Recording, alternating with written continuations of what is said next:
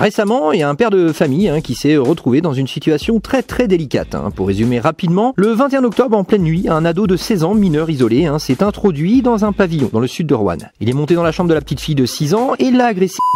La mère est tombée nez à nez avec l'agresseur qui a pris la fuite. Le lendemain, le père a tout fait pour retrouver l'agresseur et l'a retrouvé. La suite, vous vous en doutez. Oui, c'est comme ça.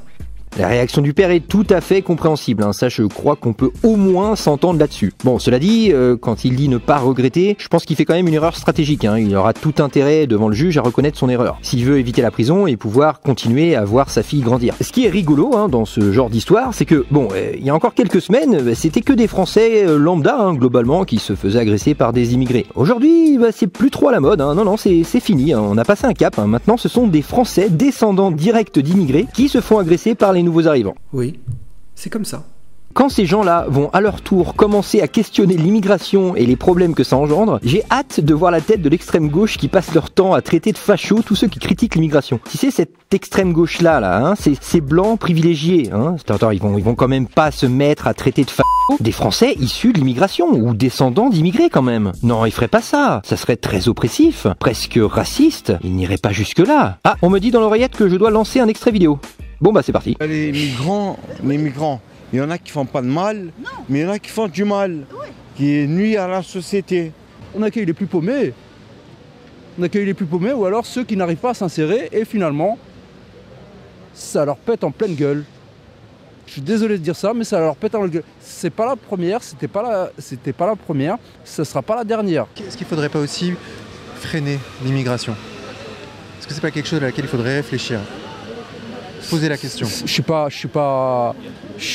personne pour vous dire freiner l'immigration. Je suis issu d'une deuxième génération. Moi aussi, ma mère est colombienne. Mais je pose quand même la question. Parce qu'il faut se la poser, il faut regarder les choses en face. Il faut se la poser. Clairement, oui. Il faut se la poser. Il faut la poser, la question, mais la poser de manière judicieuse. Vous disiez que vous ne pouvez pas cracher dans la soupe, la France vous avez tout donné? Bah oui. On ne peut pas cracher dans la soupe, la France nous a tout donné. Elle nous a donné des papiers, elle nous a tout donné. Qu'est-ce qu'il faudrait faire? Il faudrait faire des lois, monsieur. Il faut voter sur des lois, il faut faire des lois. Exactement, c'est ça. Parce qu'il y en a des gens, soit des gens qui viennent en France, comme moi, j'étais étudiant, j'ai fini mes études, maintenant je travaille, je suis réglo à 100%. Mais il y en a des gens, frère, qui ne méritent même pas d'être ici en France, qui ne respectent ni la loi, ni le droit, ni rien du tout. Et après, même moi, la dernière fois, ils m'ont volé mon sac et après, le mec, il m'a sorti un tournevis de 35 cm. Mais je peux rien faire devant deux mecs. Arrêtez quand quelqu'un dit, celui-là, il faut l'expulser. Les autres, ils disent, ah non, il est raciste, on ne doit pas l'expulser, c'est un pays de droits de l'homme. C'est vrai, c'est un pays de droits de l'homme, mais il faut respecter. Je suis d'origine de l'Afrique du Nord, je suis de l'Algérie. Je suis algérien, j'ai honte. Voilà, alors je serais curieux de voir l'extrême gauche face à ces gens. Oui, non, mais madame, vous êtes vous êtes pas très gentil quand même, mais bon, vu que... attention. Bref, on remarque quand même que l'ado a pris 10 jours d'ITT. Ouais, attendez, je répète, pour être sûr que vous compreniez bien, un mineur isolé immigré qui a reçu une interruption totale de travail de 10 jours. Un mineur isolé. Travail. Non, tout ça n'a pas de sens et ça ne peut pas durer éternellement. Bon alors, calmez-vous. Bien entendu, le lien entre immigration et criminalité existe et il est quasiment universel. Mais les causes, elles, sont multifactorielles. Le fait est que le sexe de la personne est une variable prépondérante. Oui, parce que les hommes ont statistiquement des comportements plus criminogènes que les femmes. L'âge également joue un rôle prépondérant parce que oui, plus une personne est jeune, plus elle sera susceptible de commettre l'irréparable. Alors il y a d'autres variables qui viennent également se rajouter, mais je vais pas les énumérer ici parce que je prépare une petite vidéo bien spécifique à ce sujet. Bref, vous l'aurez compris, les immigrés sont majoritairement des jeunes hommes. Et c'est un phénomène quasiment universel. Partout où il y a des vagues migratoires, la criminalité augmente. Donc forcément, quand des jeunes hommes arrivent par centaines de milliers sur un territoire où la population est vieillissante, c'est statistique, ça augmente la criminalité. Vous remarquerez quand même ici que je ne parle à aucun moment de couleur de peau ou de nationalité.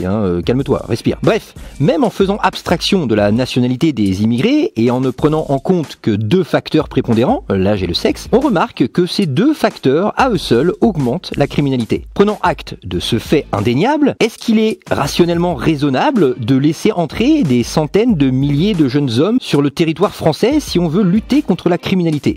Ça me semble assez paradoxal, hein. Mais surtout, je pense également à ce gamin de 16 ans, là, l'ado, parce que pour en arriver à faire ce qu'il a fait, il a certainement dû subir ou voir des atrocités pendant son long périple jusqu'en France, qui ont dû forcément avoir des conséquences sur sa santé psychologique. Calme-toi, je suis pas en train de dire qu'il est fou, je dis simplement qu'un gamin de 16 ans, qui est seul, livré à lui-même et qui traverse plusieurs pays, ça va pas forcément l'aider à avoir un comportement rationnel quand il arrivera à destination, hein. L'équilibre psychologique sera forcément pas le même à l'arrivée. Surtout qu'une fois ici, le niveau de prise en charge est quasiment de zéro. Enfin, perso, si vous voulez accueillir plein de gens dans la misère, pas de souci. Mais si c'est pour les abandonner sur les abords du périphérique parisien, je comprends pas, quoi. C'est quoi ton projet? Après, on assiste à ce genre de fait divers et on s'étonne. Ah bah tiens, pourtant moi je pensais que tous les êtres humains du monde étaient des bisounours. Comprends pas. Et toi, mon petit bonhomme, t'en penses quoi finalement de tout ça? Parce que moi je...